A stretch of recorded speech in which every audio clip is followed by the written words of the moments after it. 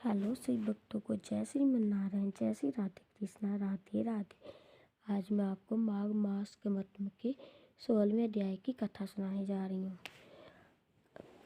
कार्तवीर्य कहने लगा कि हे भगवान, वह राक्षस कौन था और कांचन मालिनी कौन थी? उसने अपना धर्म कैसे दिया और उनका साथ कैसे हुआ?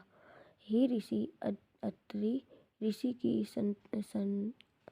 संतानों ने सूर्य यह कथा सुनाकर मेरा कौतूहल दूर कीजिए। तब दत्तात्रेय जी कहने लगे कि राजन, इस पुरातन विचित्र इतिहास को सुनो। कांचन मालिनी नाम की एक सुंदर अप्सरा थी जो माघ मास में प्रयाग में स्नान करके कैलाश पर जा रही थी।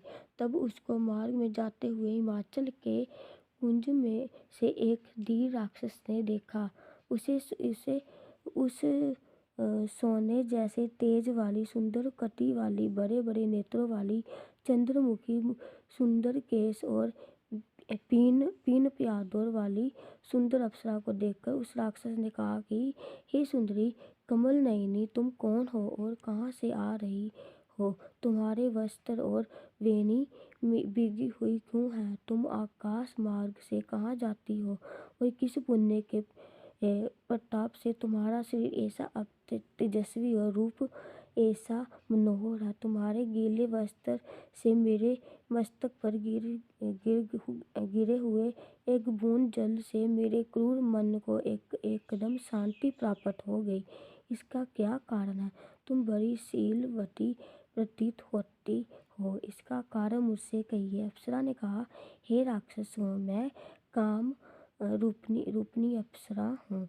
मैं प्रयाग में संगम में स्नान करके आ रही हूँ। इसी से मेरी वस्त्र भीगे हैं। अब कैलाश पर जा रही हूँ जहाँ पर श्री शिव निवास करते हैं। त्रिवेणी के जल से मेरी सब क्रूरता दूर होगी। इसके पुण्य के प्रभाव से मैं इतनी सुंदर और पार्वती जी की प्रिय सखी हुई। जो ऐसे देने वाला उदाहरण मुझसे ब्रह्मा जी ने कहा था, सो सुनो। मैं कलिंग देश के राजा की वेश्या थी। रूप लावण्य और सुंदरता से अपूर्ण थी। मेरी सुंदरता पर सारा नगर मोहित था और मैंने अनेकों प्रकार के भोग भोगे। अनेक प्रकार के वस्त्र और आभूषणों की घर में कोई कमी नहीं थी। कई कामी पुरुष आपस में स्पर्धा ही से मृत्यु को प्राप्त हो गए। इस तरह उस नगर में बड़ी सुंदरता से यौवन व्यतीत हुआ और मैं वृद्धावस्था को प्राप्त हो गई। तब मेरे मन में विचार उत्पन्न हुआ कि मैंने अपनी सारी आयु पापों में ही व्यतीत कर दी। धर्म का कोई कार्य न दान, तप, यज्ञ आदि नहीं किया। शिव या दुर्गा जी की आराधना नहीं की, ना कभी भगवान विष्णु का पूजन किया। इस प्रकार अशांत चित्त से मैंने एक ब्राह्मण की शरण ली जो वेदों का ज्ञाता और ब्रह्मनिष्ठ था।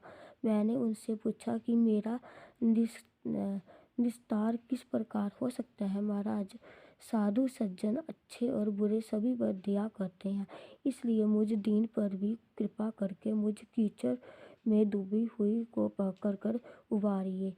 श्री सागर क्या हंस को ही दूध देता है, बतख को नहीं देता? तब वह ब्राह्मण राजा का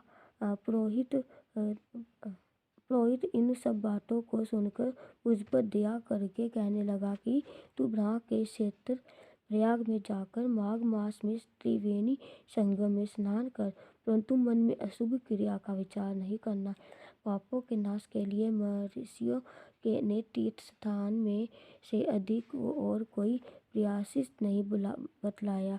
प्रयाग में स्नान करने से तू अवश्य पवित्र होकर स्वर्ग को जाएगी। हे भागिनी, पुराने समय में गौतम ऋषि की स्त्री को देखकर इंद्र ने काम के वशीभूत होकर कपर वेश में उससे भोग किया था। इसलिए ऋषि द्वारा श्राप दिया गया और उसका शरीर अत्यंत लज्जा युक्त हजारों बंगों वाला हो गया। तब इंद्र नीचा मुँह करके अपने पाप कर्म की बुराई कराने लगा। मेरु पर्वत के शिखर पर स्वच्छ जल वाले सरोवर पर एक स्वर्ण कमल से भरे हुए कोटर में घुस गया और अपने पाप को दिखाता हुआ कामदेव की बुराई करने लगा कि यह सब पापों का मूल है। इसके ही वशीभूत होकर मनुष्य नरक में जाते हैं और अपने धर्म, कीर्ति, यश और धैर्य का नाश करते हैं।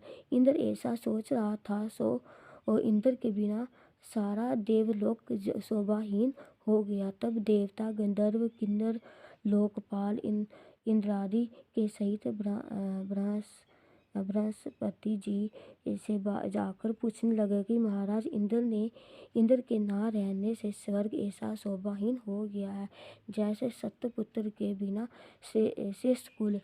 इसलिए स्वर्ग की शोभा के लिए कोई क्रिया सोचिए। इस विषय में देर नहीं लगानी चाहिए। तब बृहस्पति जी कहने लगे कि इंद्र ने बिना सोचे विचारे जो कर्म किया है उसका फल भोग रहा है, सो वह कहाँ है? मैं यह सब जानता हूँ। फिर गुरु जी ने सबको साथ लेकर स्वर्ण कमलों से युक्त बड़े सरोवर में इंद्र को देखा, जिसका मुख मलिन और आंखें बंद थी। तब इंद्र ने बृहस्पति जी के चरणों को पकड़कर कहा कि इस पाप से उद्धार करके आप मेरी रक्षा कीजिए। तब बृहस्पति जी ने इंद्र से कहा कि प्रयाग में स्नान करने से ही तुम पाप मुक्त हो जाओगे। तब इंद्र सहित सबने ही प्रयाग में जाकर संगम में स्नान किया और त्रिवेणी स्नान से इंद्र पाप मुक्त हो गए। तब बृहस्पति ने इंद्र को वरदान दिया कि तुम्हारे सिर में जितने बंग हैं सब नेत्र हो जाए। तब इंद्र ब्रह्मांड के वर से 1000 नेत्रों में से ऐसा सुशोभित हुआ जैसे मानसरोवर में कमल शोभामान होता है। जय श्री नारायण, जय श्री राधे।